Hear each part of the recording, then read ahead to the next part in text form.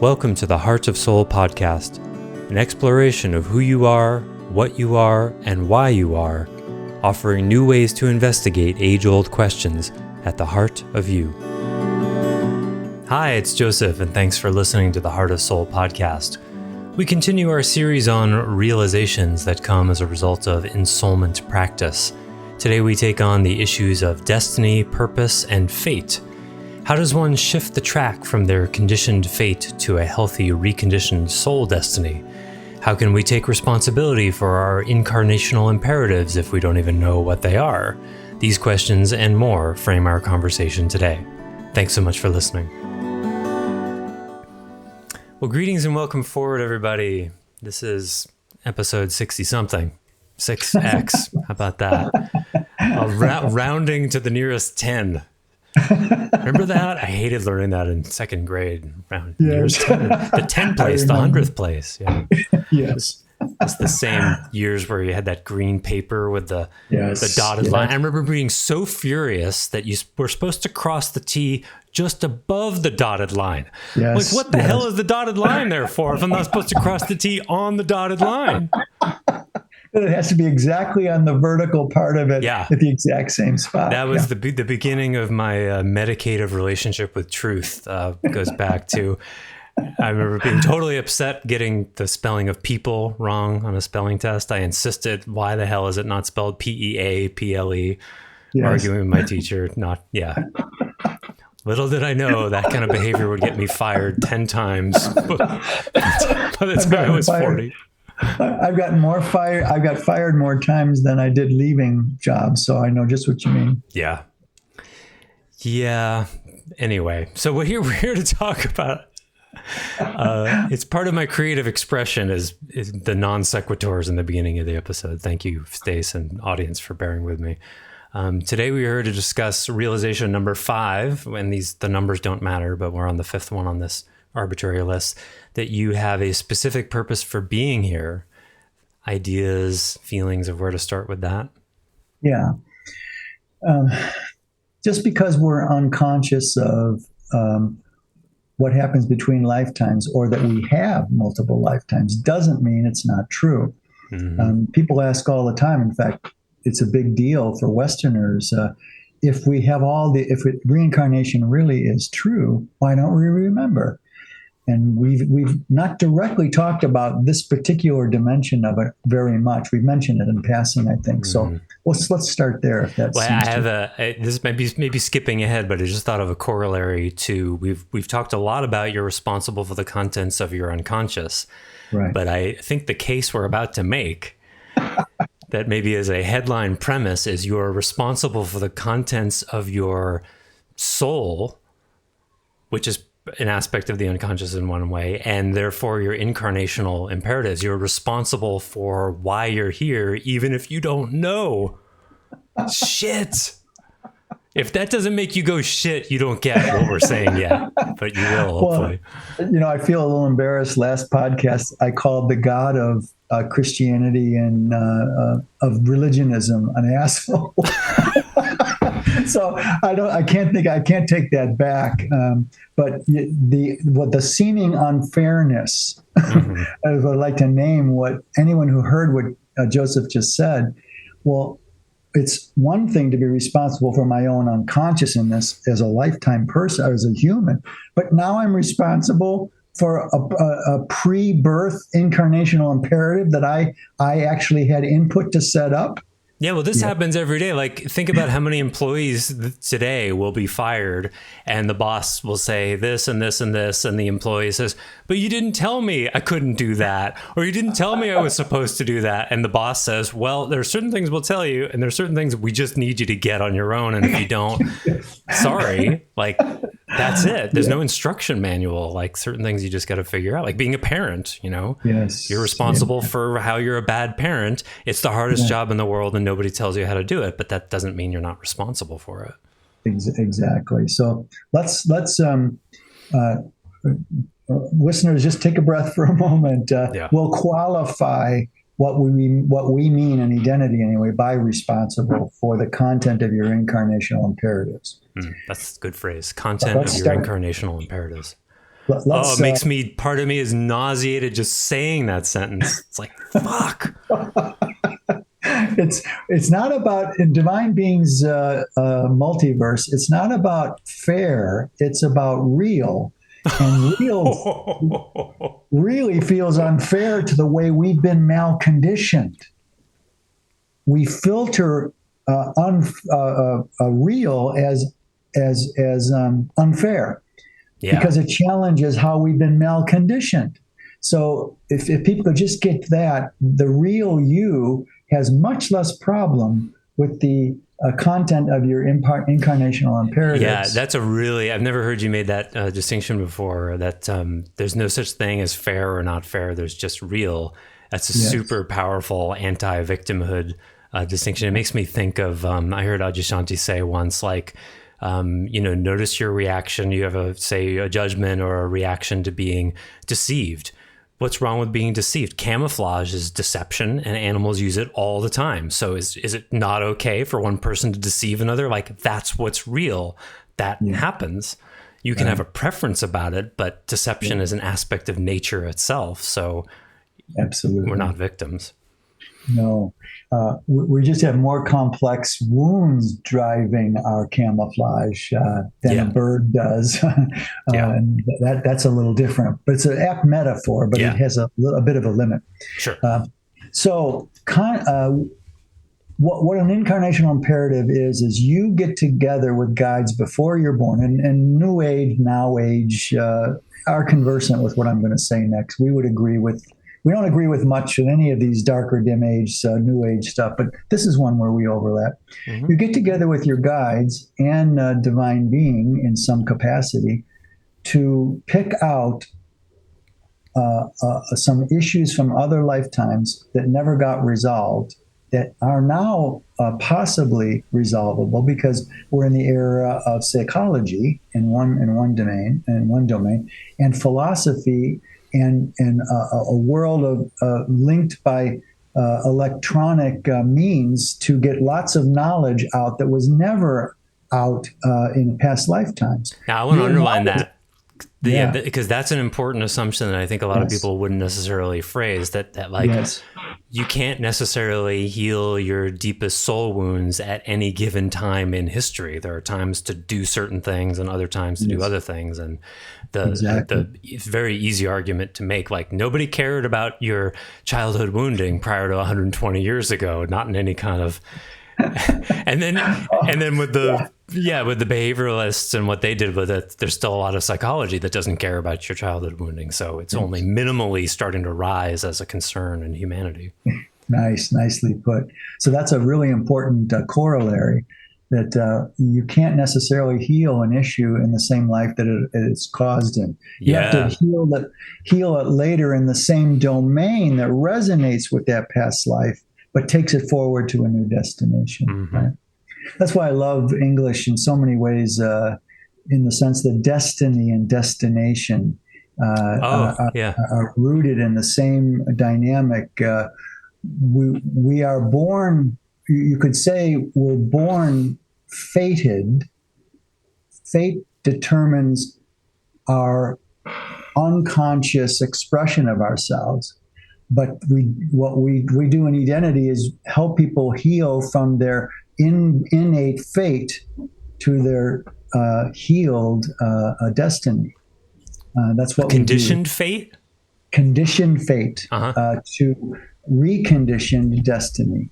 And I don't say unconditioned. If you're a Buddhist out there and think, well, if I claim to be non-dual enlightened, I should say unconditioned. And I say, that's a limit of the sagely non-dual paradigm that's claimed as not a paradigm, is that it is possible for human beings to transcend conditioning, even if it's just in the moment transcending a particular reaction. Which is so interesting, because in the absence of any kind of psychological model, that's what you'd have to do. There's no reconditioning. There can only be conditioning or deconditioning. Yes. How could they have come up with reconditioning? Reconditioning what? Yeah. Reconditioning who?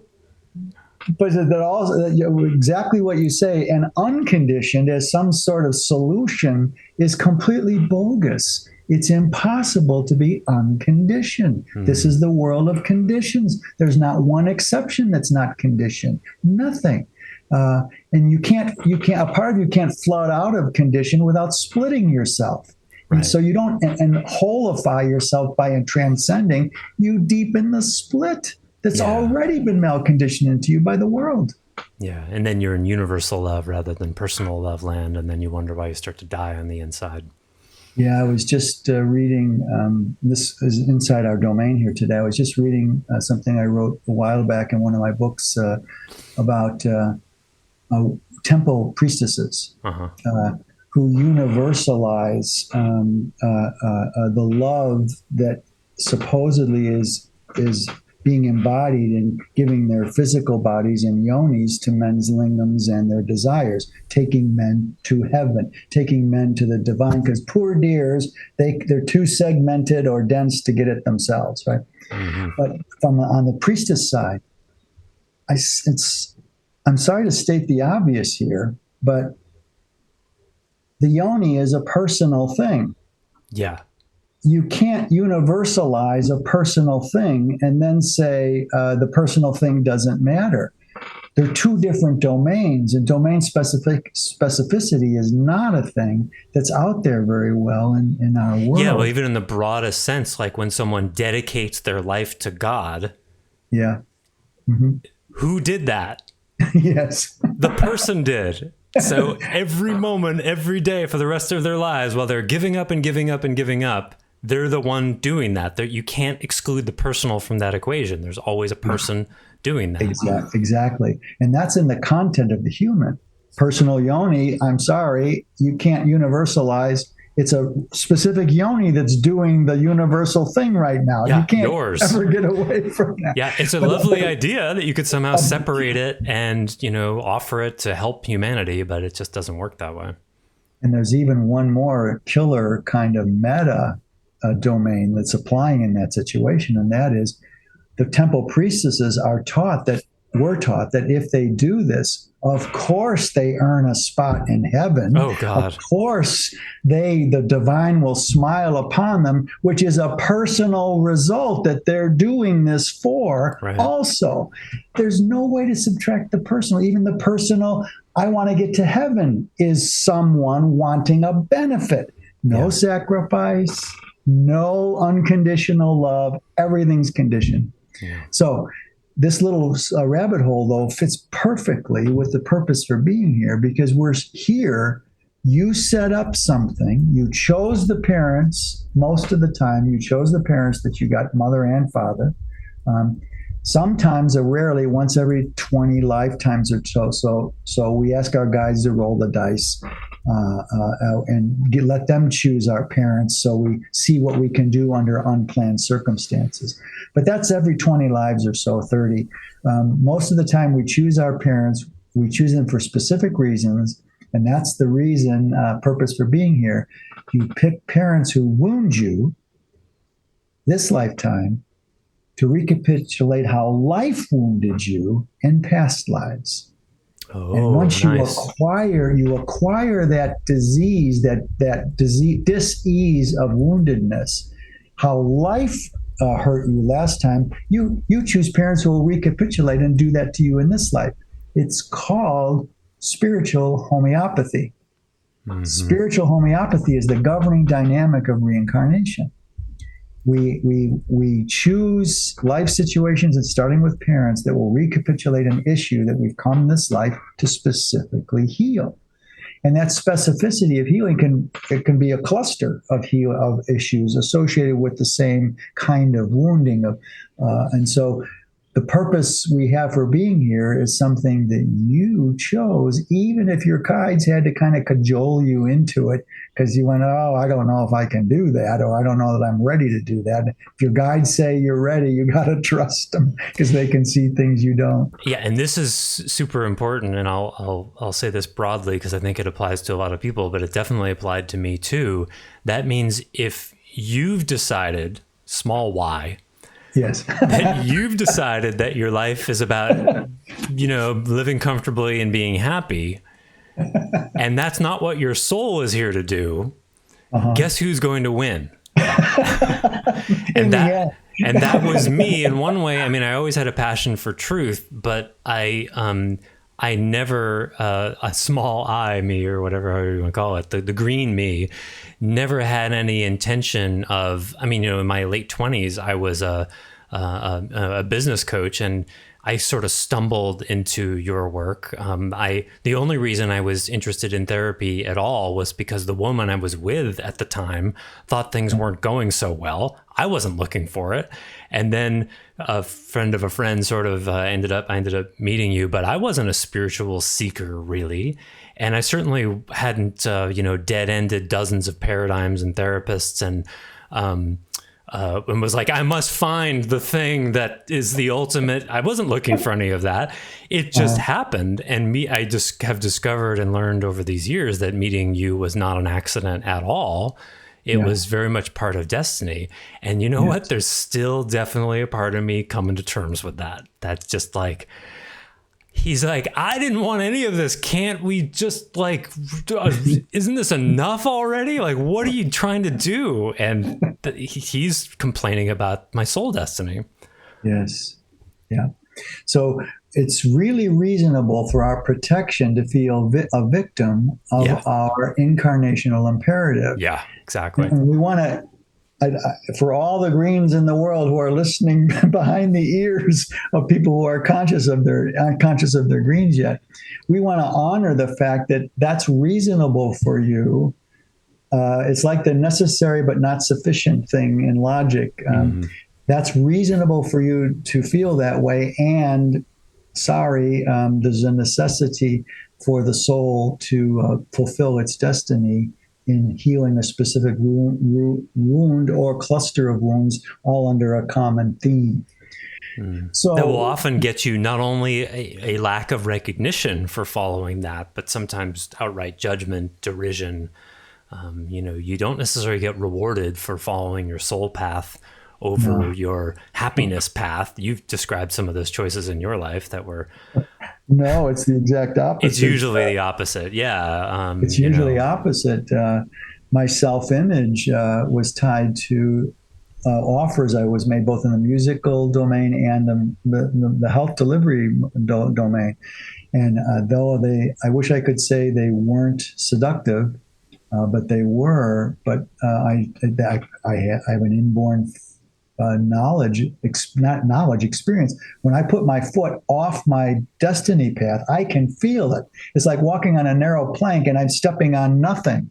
Then I know I got to make a choice up front and diverge from the path I'm on. So that it really helps. The older, more experience you have here on Earth, the easier that becomes to do. But look what we're saying here, Joseph. Early on in our podcast series, we talked about three or four different things that would change the whole way we look at everything: soul species, soul age, and reincarnation is one of those. It is such a reality that is not experienced, and so not part of the integrated world as it is, only in its fringes and mostly. But to have it would be such a watershed event for the collective humanness that we all belong to have reincarnation really be experienced as real. And what I answered years and years ago, and answered dozens of times since, why don't we remember it? Well, you haven't discovered the intercommunicative modality necessary to feel and remember it. And that is emotivity. That's the first. You will find out all these things we're saying are true, not by knowledging your way to it, which is a fishnet trying to pick up water, like we say all the time. You've got to do it with an soulful, communicative bandwidth inside yourself, self-communicative. And you can't get to that while you're enthralled to the protector who doesn't want you to be your whole being because no one made room for your whole being when you were younger. So he doesn't want to, he or she, they don't want it to be recapitulated, all that hurt. But that very thing, you can't hear the authentic reality of your soul realities while you're being run by an inauthentic version of your personhood, i.e., our blessed shadow protector. And I say that, blessed. If it wasn't operative in your life, all of you who are listening, you would not have arrived at this podcast. Yeah, right. It helped you get here by giving you just enough survivability to give a little bit of room for your soul to go, your soul dynamics to go around the protection and be curious. So you found this. And that's what's so difficult about letting it go, because it's like, yeah. It's literally the reason you're alive. And so negotiating with its retirement is far from really easy. Hard. Yeah. Oh, I love that. I never heard it put that way. Our authentic, emoto soulful, authentic soulful self, its job is to retire the job our protector, who formed when we were very young, is incapable of doing. It became a babysitter for us instead of an adult in charge of our life. But thank God for that babysitter.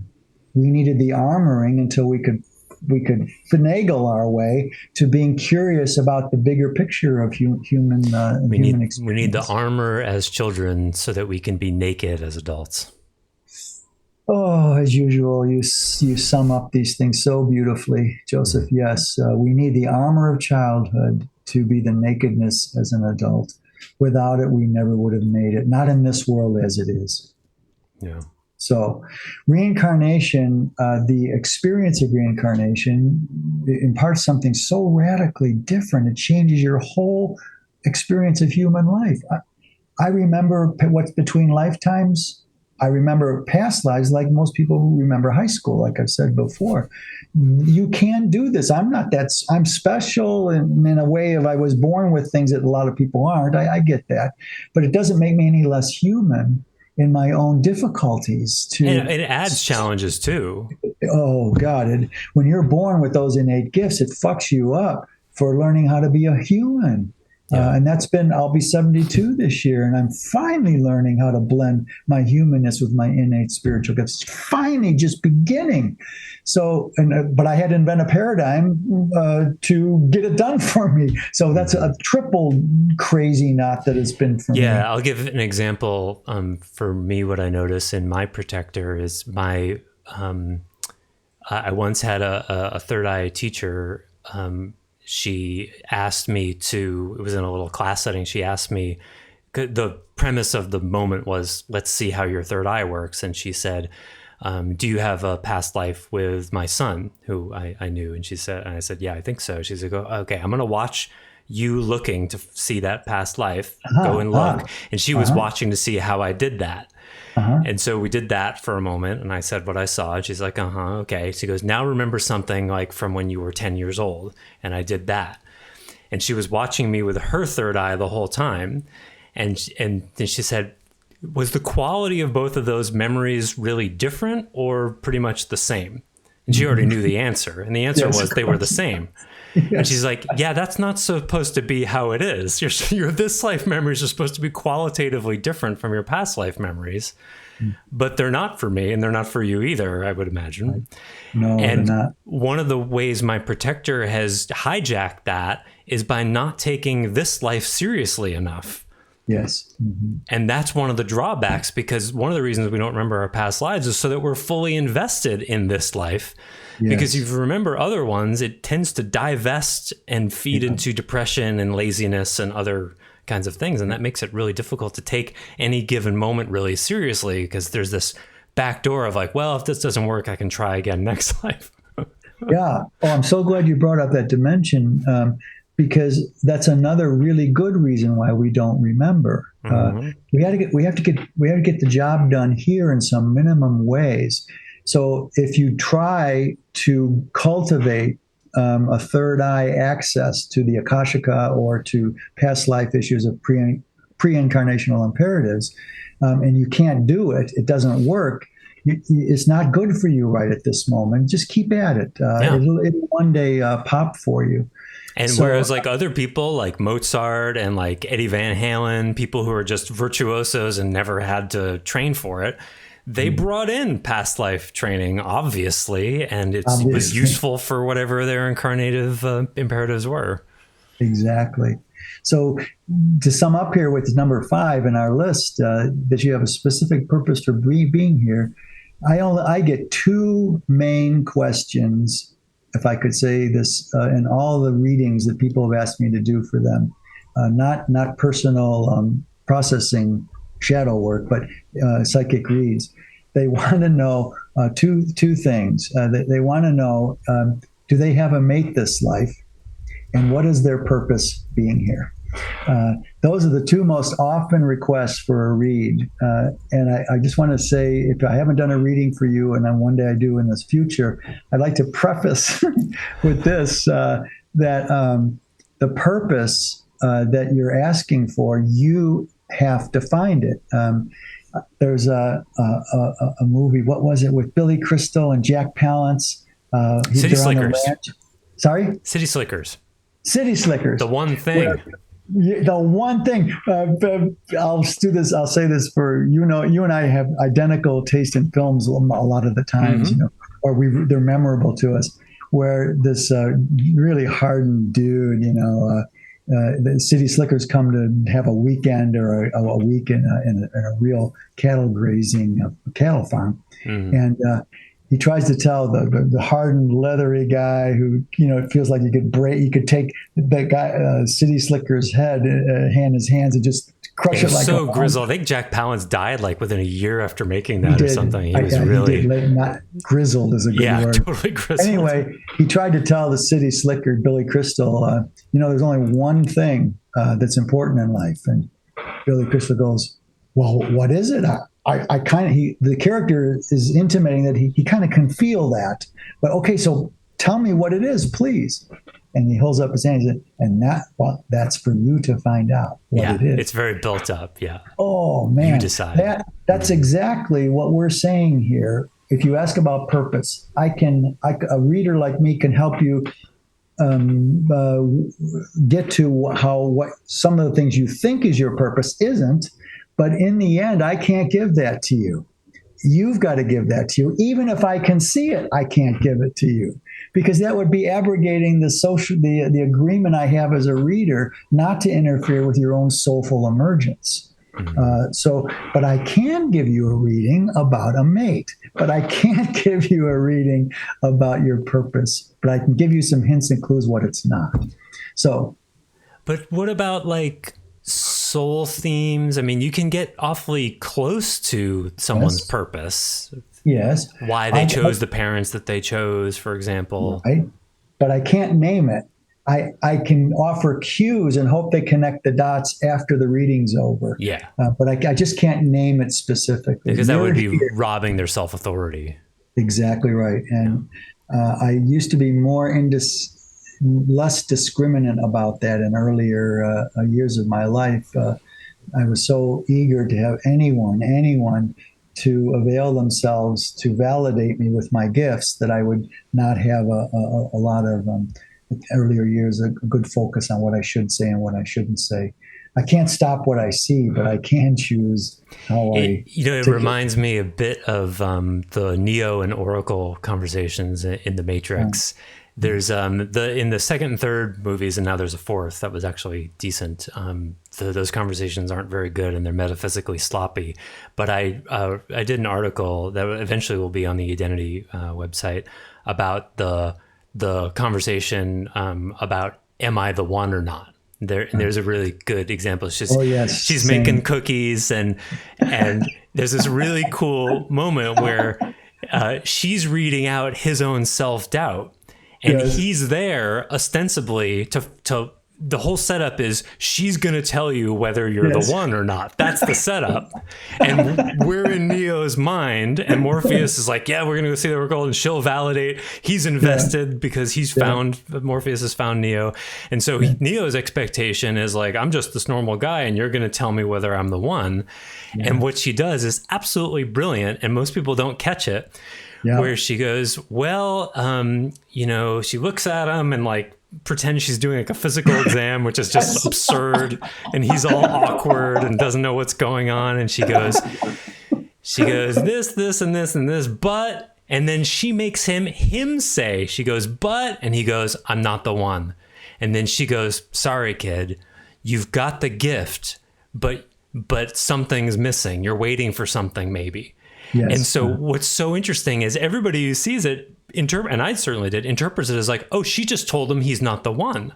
No, he told her she's not the one. That he wasn't the one. And she freaking says, you've got the gift, but you're waiting for something. But they film it in such a way that the viewer is left with, oh, he's not the one, I guess. Yeah. And then he has to work out his relationship with his own destiny, which is the rest of the film. It's totally brilliant. Yeah. You remind me of something that I think I'm a little afraid to say this, but I think I'm going to say it. The third time I saw, took me 3 times, and the third time I saw Matrix in the theater at that time, I had to leave because near one of these points, because I realized that in some metaphoric applied way, I was both Neo and Morpheus. Mm-hmm. That I was searching for some universal, non-absolute truth, because I knew divine being is the only one that can hold absolute truth, if we could use that word. But as a human, it's impossible for any human to have absolute truth. So I was looking for universal truth, and that was my Morpheus searching. Mm-hmm. And then I'm a Neo in the sense of being a paradigm inceptor, and not that different in different domains like Galileo or Copernicus and physical domains, right? And so when I realized that I was the searcher and the searchee, I couldn't bear it in the rest of the movie because all the expressions of the one is a magical kind of capacities that other humans can't do. Basically power, yeah. Mostly power. And so it took me a while to go see it a 4th time after I had settled that in, because it's exactly along these lines. I was wrestling with my own destiny. Mm-hmm. I thought I was Morpheus for about half my life. And then around 40, I realized I was Morpheus and Neo. Again, not Neo with magic powers, but just a new paradigm inceptor. Yeah. So it was a really difficult thing for me to come to truth with my own destiny. Mm-hmm. What I then, after I made semi-peace with, then I remembered my incarnational imperative was central. That was a central theme to my, that no one could tell me what it was, and I had to evolve it. Yeah. So. And I think as a paradigm inceptor, and there have been many in the world and throughout history, but there's something uniquely applicable to you about that. And I'd say, to me, the point of the Matrix is that we're all Neos. Yes. In one way or another. Yes, exactly. And Cypher represents our protector that says, I don't care whether this is real or not. I want to do what feels good. I want to taste that steak. I want to be famous. I want to be rich. And I'm eating this steak, and it's so brilliantly done. I know this is an illusion, and ignorance is bliss, he says. That's great.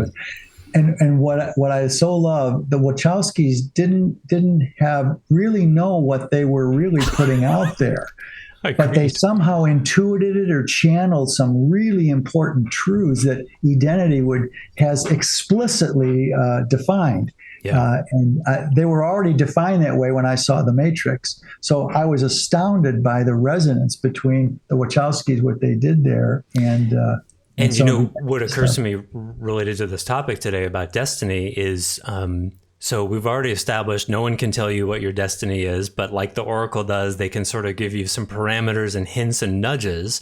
Mm-hmm. And then I believe the oracle says at the very end of that conversation something about poor Morpheus, you're going to have to decide between your life and his.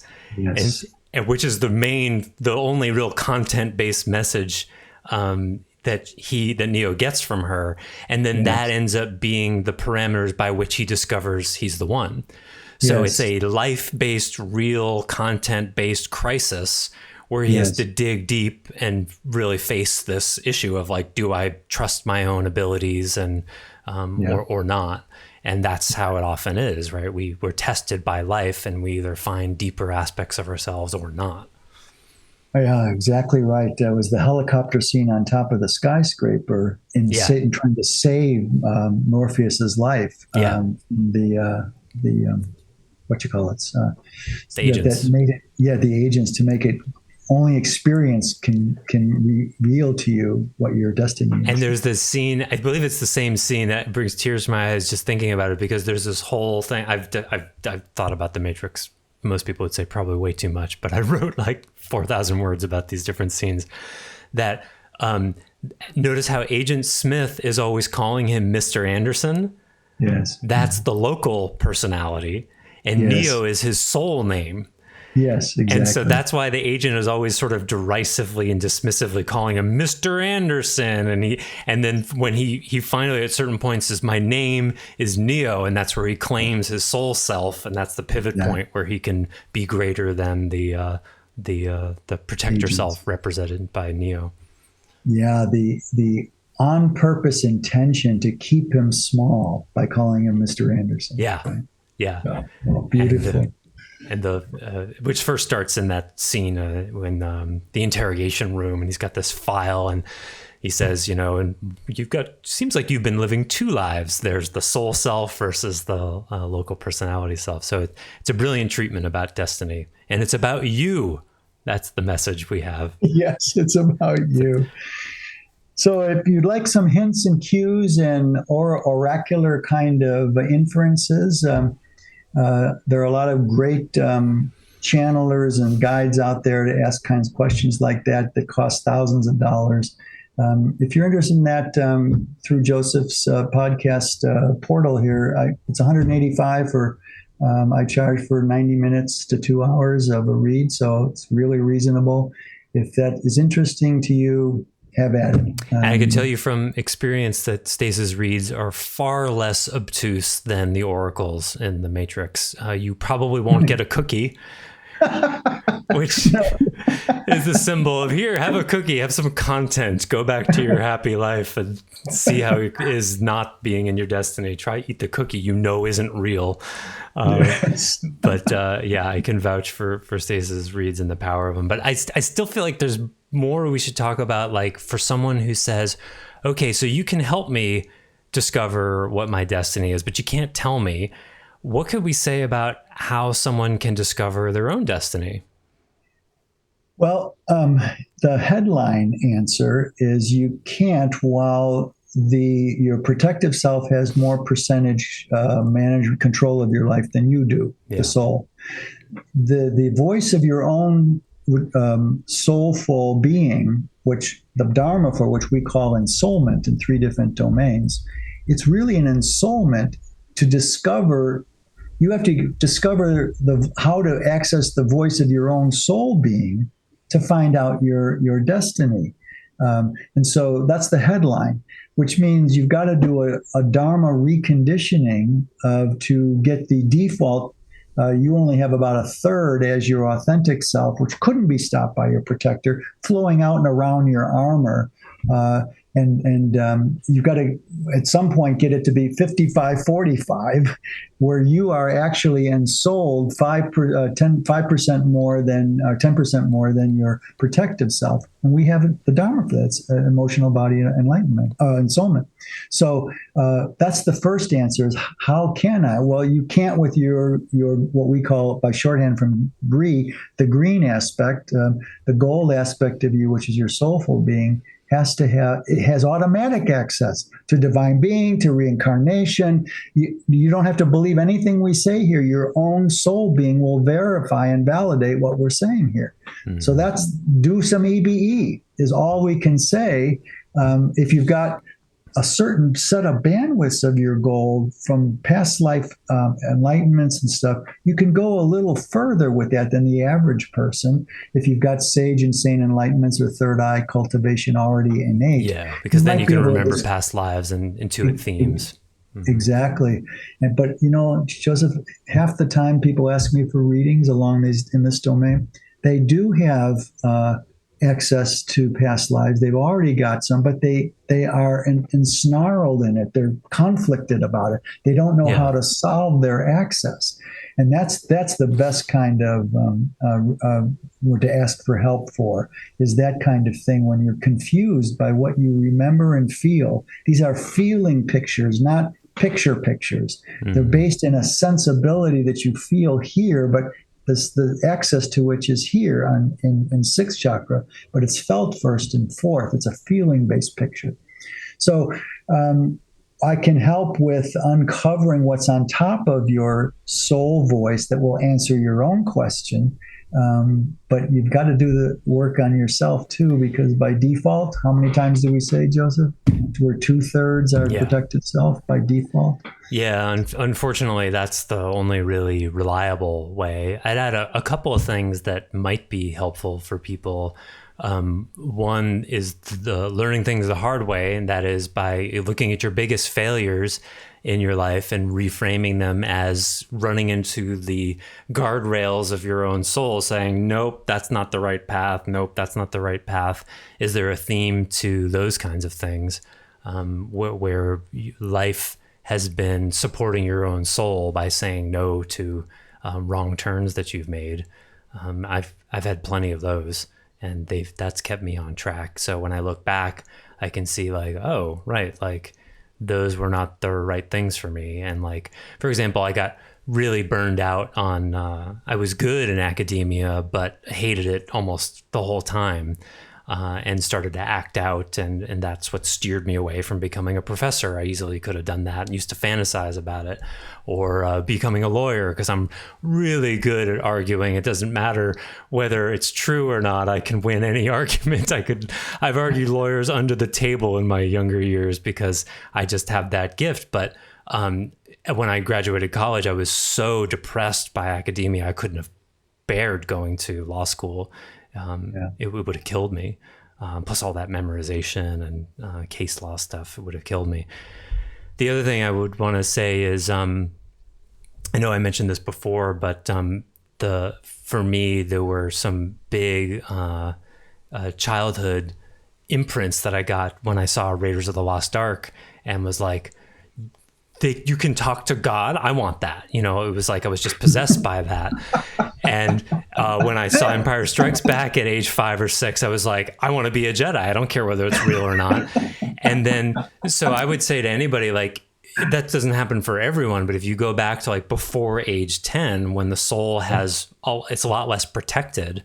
Yes. What lit you up then? I think there often are clues that can be interpreted. Wow. That's really good advice. I would never have thought of that from where I sit. But you can translate so many of these things to more applied domains than I could, having given my whole life over to incepting the principles. Yeah, it's different for you. And beginning, it's different for me. So it's beautiful you say that, because after I turned down both a medical career and a musical singer-songwriter career, I asked Divine Being, which I had access to since I was born, can't take credit for it, except that I have it. How about I just get my PhD in philosophy, academia, right? Mm-hmm. And I heard this pregnant silence on the other side. The sound of the divine waiting for you to realize it's a dumb question. I know. I went, okay, that was a stupid question, but just from the silence. But then the voice gently came, and with a smile in it. The tone was a smile. I said, "Time to put away the toys." Yeah. And so that's how I knew that. Oh fuck! I've got to follow the narrowest path of a new way of looking at everything. Mm-hmm. How the fuck am I going to do that as a human being, Mm-hmm. And I just gave myself over to it, and thank God, and I want to mention this too. Joseph and I are very much alike. We were so, in some ways, just our version of coping. We were so found no real way to know how to translate our soulful something, even if we couldn't articulate it, into humanness. It was, wait, I don't fit here. And a lot of people say I just don't fit. But Joseph and I both utilized films, movies, to learn about what human capacities were that we couldn't find in our family and our local neighborhood. Mm-hmm. There was the world. Every movie is a philosophical treatise on a reality, as we've said before.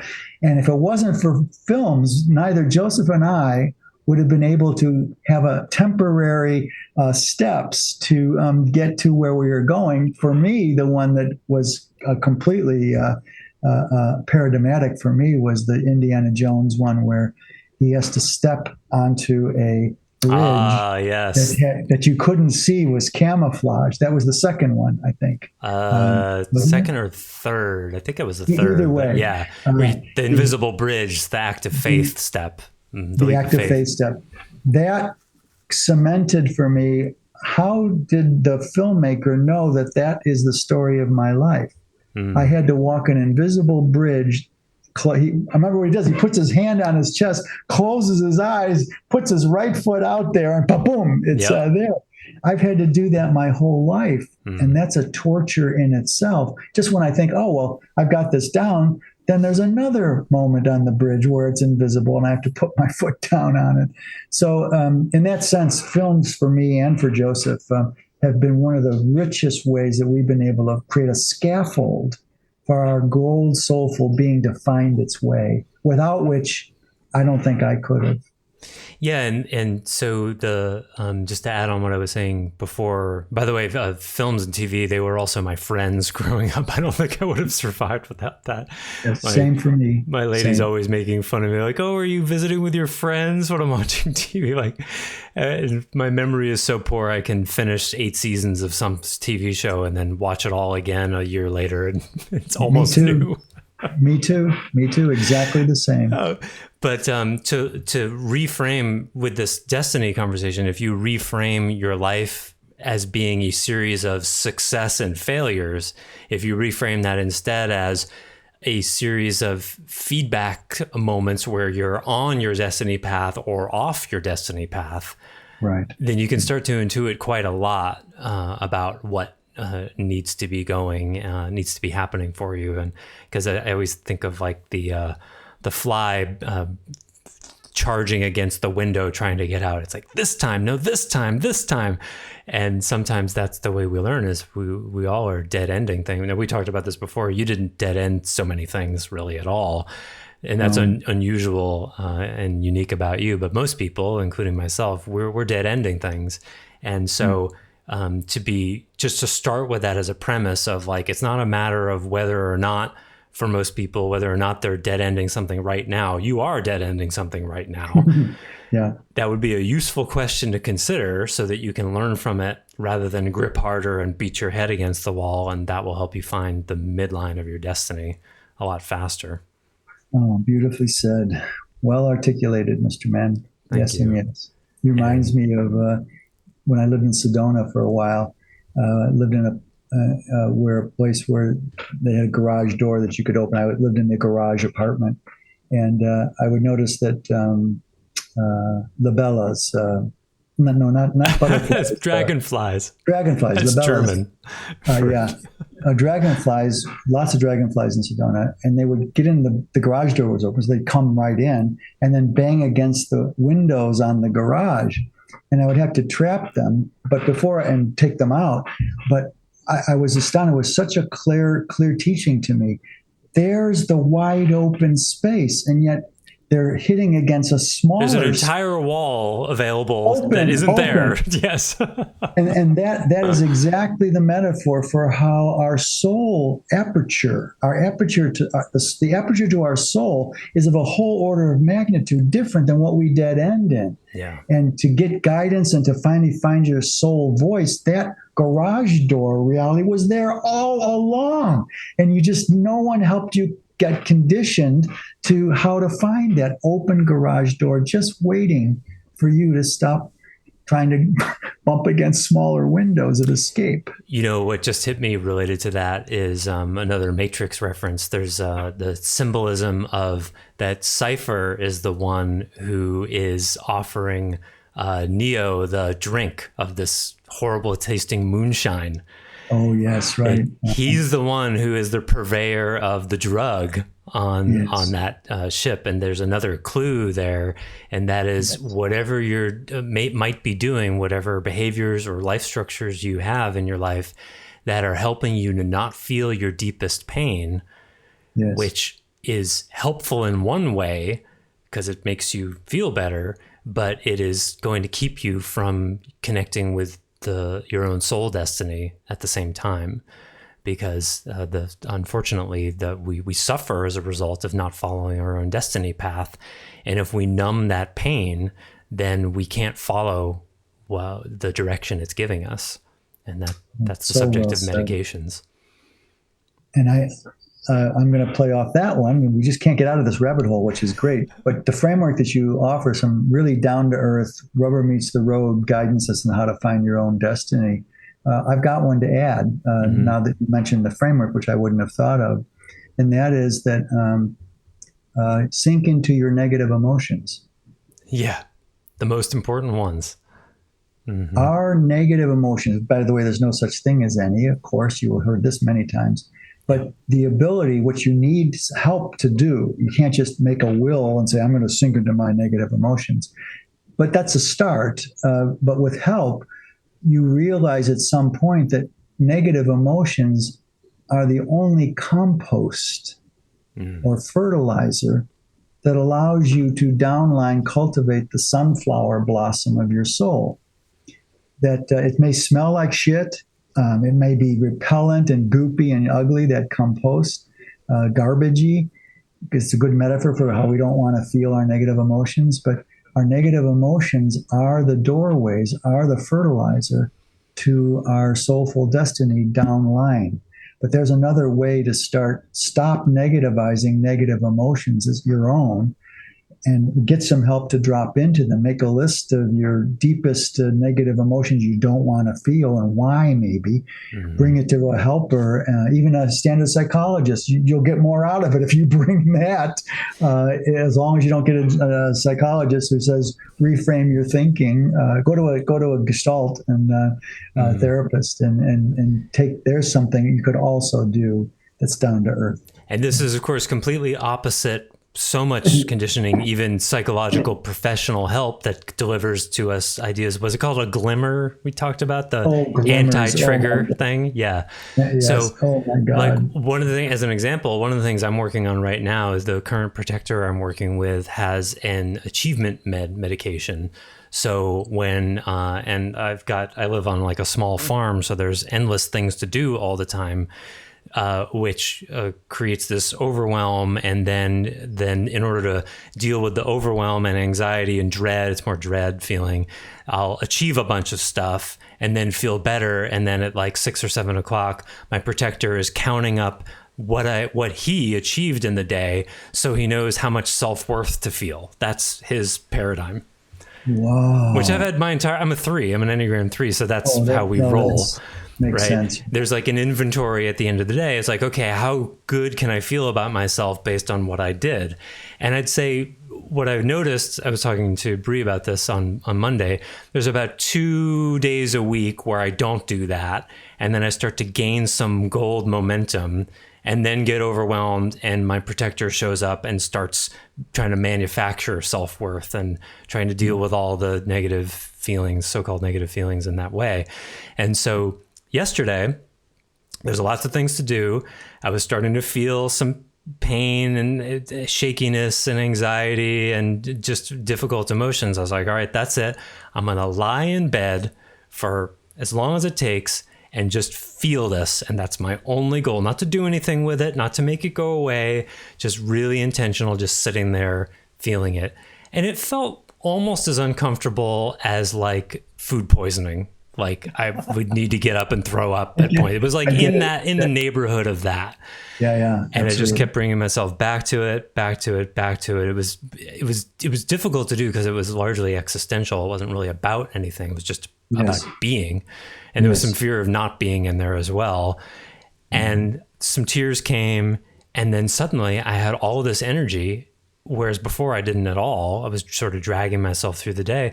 And I went and walked 3 miles at a pretty fast pace and was like, wow, where did that come from? And that's my thing every day. Like I will lie every afternoon. I will lie there and feel whatever I feel, no matter what I have to do to show my protector that he doesn't have to guard those things. And I've known about these principles for a really long time. And I still am finding, I think what's different about it, and it comes just as I say this, I realize, I think what's different about it is the pain is so existential. My protector is like, there's nothing you can do with that. No, they can't protect against that. They can't.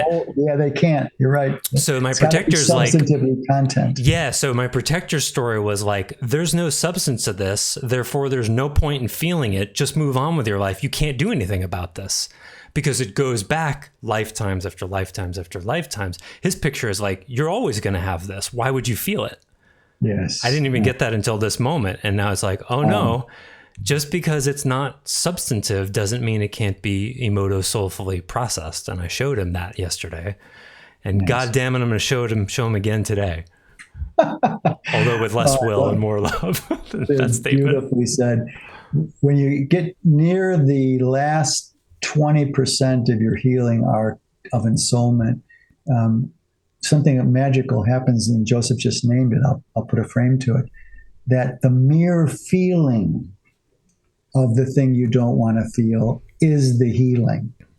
Up until that time, you've got to mercilessly be open to deconstructing your all the insidious ways your green is stymieing your soulful emergence. But at some point in the last 20%, the last third or quarter of your arc, this is what happens. The protector has no way to stop feeling existential. It's too upstream of content. So, but there's the feeling of it, and that's what you described, Joseph, lying in bed and feeling it. And then where did all this energy come from, right? And there's the feeling is the healing in the end. It's that takes a while to get there, but wow, what a gift that is for all the hours and days and months and years sometimes you put into I sure hope it's the last third or fourth or whatever, because it's these days it's the beginner mind thing. I feel like it's so obvious in one way. I feel like a total beginner again, and like I don't know anything, but I guess that's a good sign. Well, that's the sign that you are in the last third or quarter. Yeah.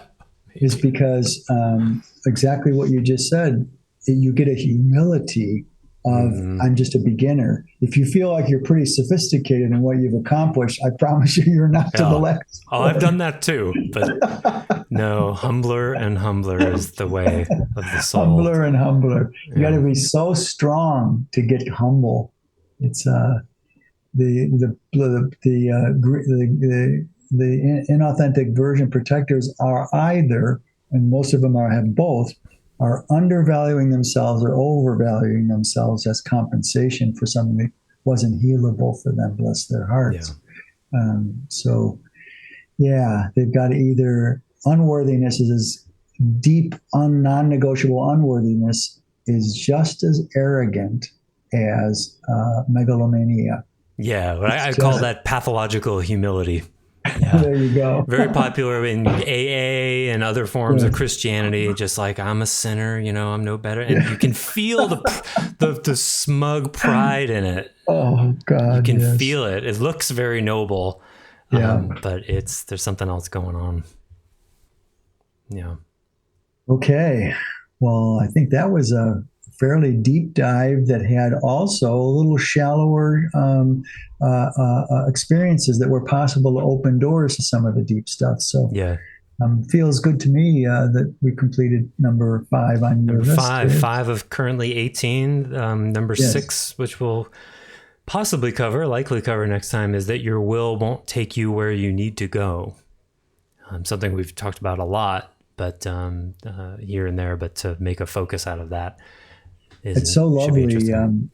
This is a great additional dimension to the podcast that you mention what the next one will be very specifically. Yeah, I've never been able to do that before. Right. I mean, but here we've got a list of 18. We have to figure out a way how to keep applying this because that really does bridge the interest for people. Yeah, sure. And give them a gift to say yes or no to it. But yeah, so, okay.